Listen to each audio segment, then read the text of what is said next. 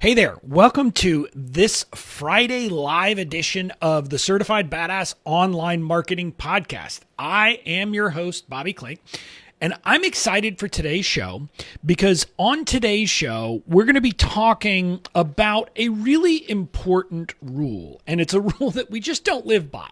And I shouldn't call it a rule since last week I was talking about how there aren't a lot of rules we have to follow. Let's call it a principle. And it's a principle for business, but it's also a principle for life. It's something that we need to adopt. And the concept I want to talk about is the very simple concept that we all need to begin with the end in mind. That's something that we've all heard. It's one of those classic, rules from what is it? The 7 Habits of Highly Effective People. But the reality is, as much as we hear that rule, we're not living by it. Seriously, so few of us are actually doing that in our business on a day in and day out basis. And that's hurting us. And that's something that I wanted to talk about. I wanted to, come and explain what it means and give some thoughts. And it was inspired by a kind of a breakthrough moment that someone had inside my Massive Action May program that I'm running right now. Now, if you haven't joined me yet for Massive Action May, I don't understand why you haven't. It is an amazing, free, no pitch, high value kind of coaching program that I'm doing inside my Fans First Society membership site. What I'm doing is, as a celebration of May being my breakthrough month in business, but also my birthday month, I decided to do kind of a pay it forward, give back to my community program. And that's where Massive Action May came from. We're going through a free program that was put out by my coach, James Wedmore, and we're going through it step by step. That's what we're doing. There's 2 coaching things a week, a deep dive, and then a question and answer session, some special guests, some special trainings, all this good stuff. Plus you get access to my membership site, which you normally have to pay for, absolutely free.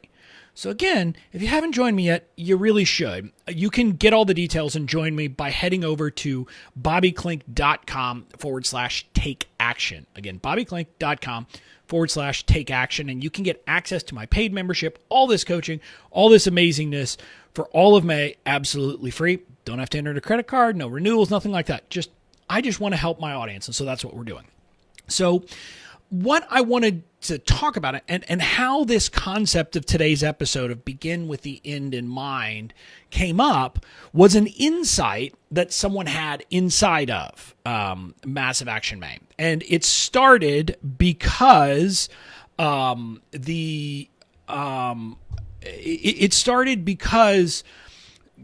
James Wedmore, my coach, in the program we're going through, they talk about, he kind of talks about approaching things differently. And what I mean is his training that he's doing is called, your first 100 leads. But I always like to tell people it's a lot more than 100 leads. It's not about getting your first 100 leads, although it will help you with that. It's really about aligning everything in your business. And one of the things that he talks about, one of the mistakes that so many people make is that when they're trying to build an audience and build a list, they don't begin with the end in mind. Now, I don't know if he even uses that phrase or that language, but what he says is that people go off and just start creating freebies, and they put a ton of time and effort and all this stuff into freebies without even thinking about what are they going to offer at the end. And this was the breakthrough moment that this person, Meg, who's in my community, had. She said it was kind of this duh moment. And we all have it. Because I want to be honest with you, when I first started doing this stuff, I did the exact same thing that James said is the mistake. I was just creating freebies. And I wasn't necessarily thinking about, okay, how is this freebie going to relate to what I'm going to offer and have to sell down the line? Because the reality is that if my freebie is not aligned with what I have to sell, if it's not something that will actually move a potential buyer forward in their journey, then it's not helping my business. It might mean that I'm bringing in the wrong kind of lead, a lead that's not going to help me at all. Or it might just mean that I'm bringing someone in, but I'm not actually moving them forward on the journey that they need to take to actually go from lead to buyer. And so that's one example of how so many of us aren't actually beginning with the end in mind. And like I said, if you fall into that camp and if this resonates with you, don't feel bad, because I think just about every entrepreneur that I've heard of, that I talk about, that I talk to, this is how they start. And there's actually this, I don't know if it's irony is the right word, but some of the folks out there who are teaching like how to create a product and launch it will talk about during the runway, kind of right before you're going to launch, that you'll come out with a freebie that's really laser focused to your offer. Now, I'm not saying that's horrible advice, but what we should be doing is that we should be introducing those laser focused freebies way before we're going to sell. Every freebie that we offer should be laser focused and aligned with the product we are going to sell. And if you don't know exactly what your product is, you at least know kind of what you plan to do. How do you plan to help? And your freebies, everything you do, but needs to be aligned with that. And so that's kind of the first way that I see a lot of people doing this, making this mistake. Now, for example, I kind of made this mistake early on. One of my freebies was about like how to get stock images that you can actually use that have the right kind of license. It's a great freebie. It provides a ton of value. But is that a freebie that's going to lead people to buy a legal template from me? Probably not. Now, it's a service that I'm happy to provide. I'm happy to do that. But spending money, for example, on Facebook ads to that lead magnet is just kind of crazy, because I'm going to be attracting the wrong kind of people. Or even if I'm attracting the right kind of people, I'm not moving them on the journey. So again, when it comes to creating freebies, begin with the end in mind. And that means think about what you have to offer at the end of it and make sure it's aligned. But another way that I think a lot of us aren't always in alignment and aren't beginning with the end in mind is with our content. Now, in creating our content, first of all, we should think about what our offer is, just like our freebie should. But more importantly, or just as importantly, I should say, we need to think about our positioning. How do we want to position ourselves in the market? And we need to be creating content that will position us the right way. And again, this is something where oftentimes we get sucked into creating content without truly thinking about that question. What is the purpose of our content? What do we want our content to do? How do we want our content to make people feel, think, and what do they think about us? And what do we want our content to have people associate us with? And I'll be honest with you, this is something that I have to deal with still. Candidly, I was having a discussion, very recently with Katie, my integrator, about this, that we're not doing enough content, and it's not her fault, it's mine. I want to be clear on that. But we're not doing enough content that is laser focused on positioning me as the email guy. Now, people know me as the email guy once they're in my world, but there's not a lot of content out there that's positioning me that way on a regular basis. And that is a shortcoming, because I want to be positioned as the legal guy, as the email guy and the legal guy. And if I want to be positioned as the email guy, I have to put content out that does that positioning. So again, think about how you want to position yourself in the market, and the content you're putting out there needs to be aligned and needs to do that for you. Now, The next thing, those are kind of a couple of concrete examples, but now I want to give you an example that's kind of at a higher level. And it has to do with this. Oftentimes, we miss the forest for the trees. And we do this because we're not asking the right question. And what I mean is that in asking just about any question, what we need to do is we need to think through what is the ultimate goal here and make sure that that question is aligned with that. And I'm going to give you an example that hopefully will help you understand what I'm getting at here. And this is an example from, 15 months ago, 16 months ago. It would have been February-ish, I guess, of 2019. In January of 2019, I did a webinar launch of my Online Genius template library, my all-access pass to my legal templates. And in February, we had our first mastermind retreat of the year for James Wedmore's mastermind. It was my first year in, and I came in to do this webinar or to do this kind of hot seat to present a debrief of my webinar of what had happened and to ask the question, how should I improve my webinar funnel the next time? Because I plan to do this launch quarterly. That was the wrong question. The right question wouldn't have been, how do I do the webinar better? The right question would have been, how do I improve my launch and make more money the next time I launch the template library? And let me explain why that was the right question.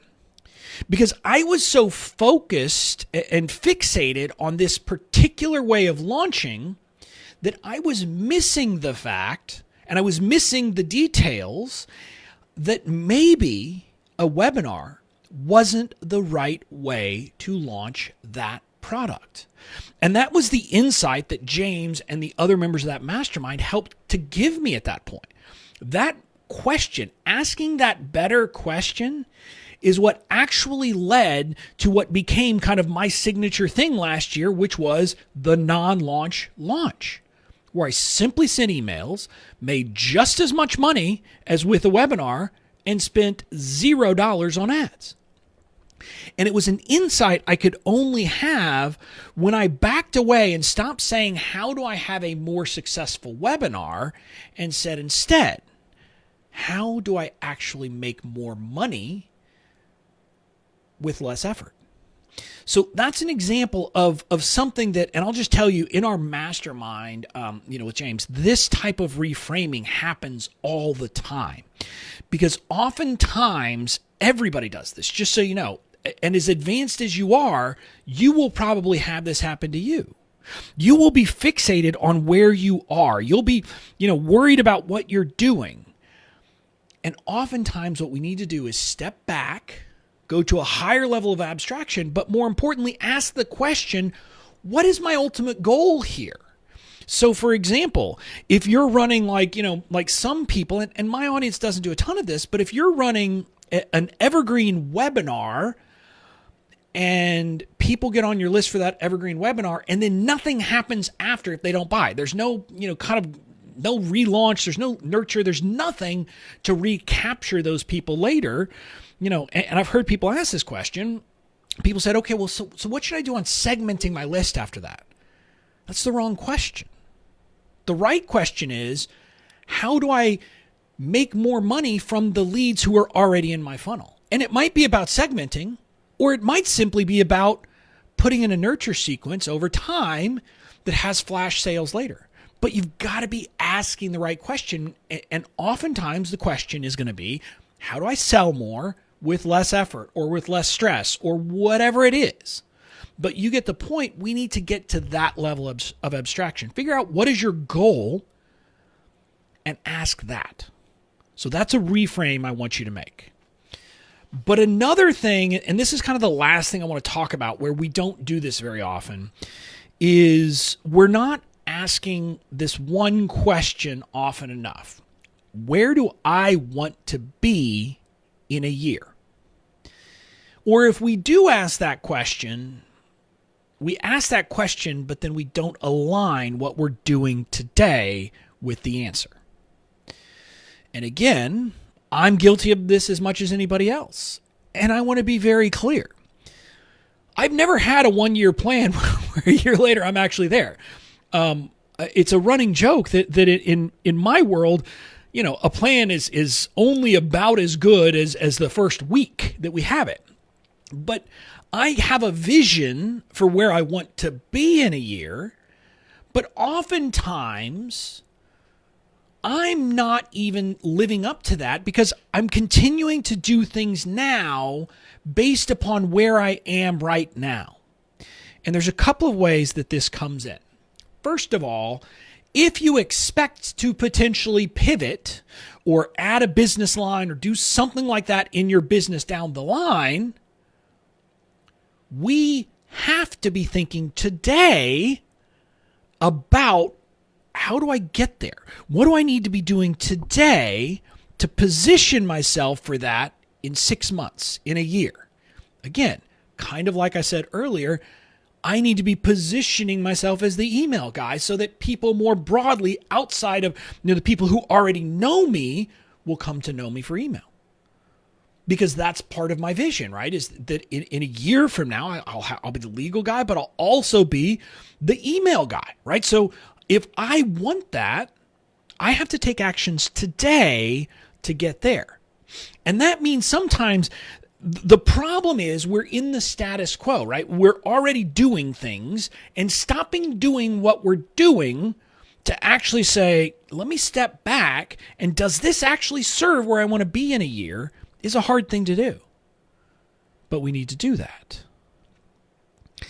And then another place that I want to give you an example of this is it's this concept, and I will misquote it, and I will say it completely wrong.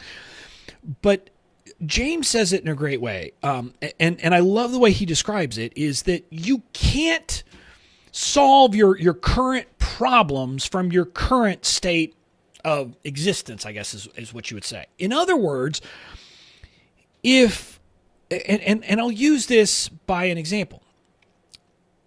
If you ask the question, well, how does a 6-figure entrepreneur operate? If you're not yet to 6 figures and you want to be a 6-figure entrepreneur, you need to start operating like that today. You need to start thinking like and operating like what you want to be in the present. Because you'll never become a 6-figure entrepreneur until you start operating like a 6-figure entrepreneur. But here's the different part of that. I'm a multi-6-figure entrepreneur. I want to become a 7-figure entrepreneur. So if I'm acting how a 6-figure entrepreneur acts, I'm holding myself back. So I have to be thinking in decisions I make in my business, in how I set things up, how would a 7-figure entrepreneur run their business? Would they spend their time editing videos? Would they spend their time in the minutia, in the details of little tiny decisions about social media? No. That's not how 7-figure entrepreneurs act. And so I have to, and this is something I'm perpetually doing now, thinking to myself, if I want to be a 7-figure entrepreneur, I need to act like a 7-figure entrepreneur right now. And what does that mean? What decisions do I have to make? How do I have to act? How do I have to organize my business? How do I have to organize my time? What do I need to be focusing on? What do I need to be comfortable letting go of? And so this is an important lesson that all of us need to grasp. And it's kind of this funny thing. It took me a long time to get this, but outsourcing and hiring is the example of this. And it was my biggest roadblock. I had this block about it. And most people who know me know that I get an idea and boom, I'm in action. I mean, I'm going. But hiring was this thing that I couldn't do. And it took this reframe for me to get comfortable doing that. And it took a reframe of me saying, I can't have the business I want if I continue to operate the way I've been operating. And so I had to take a leap of faith, and I had to make the decision to hire. And now I have a team, and now I'm able to spend my time creating content, creating offers, casting the vision for the business, doing the stuff that's actually going to make money instead of creating social media graphics, doing little things that just don't matter or need to get done, but that I'm basically paying myself $3 to $5 an hour to do. And as an example of this, literally right before I got on this call, or right before on this podcast recording, I should say, I was having 3 different Skype conversations with some potential offshore folks to do work for us. I'm in conversations with someone who was my VA a long time ago in my law firm business about potentially coming in and being an admin VA with us. I'm in conversations with video editors to edit some videos, to do some things so that we can just get it done. And here on Team Clink, we're also going to bring on a design VA of some sort to be able to do this stuff so that I don't have to, but Katie doesn't have to, and neither does Bobby Joe on my team. We don't have to spend our time creating graphics. And again, I'm just saying, the basic graphics. You think about all the things that we have to create as online entrepreneurs for our businesses, and especially me, since I've got about 857 Facebook groups and all these other things. We shouldn't be doing that. We can find someone else who's better at it and who can do it at a lower rate to free up me and Katie and Bobby Joe to spend our time on the high leverage work. So, my encouragement to you today, my call to action to you today is simple. Begin with the end in mind. Have that as your North Star. Constantly be asking yourself, where do you want to be? What is your goal? What do you want to achieve? And have that be what decides what you do in the moment. That is the key to ultimately becoming successful. And it's something that you will always have to kind of come back to and rethink and think about. I know I do. So I encourage you to do that. Now, I'm going to come back to promoting that Massive Action May quickly. I would love to help you during May make massive progress in your business. If you have not yet joined my Massive Action May program, I encourage you to do it.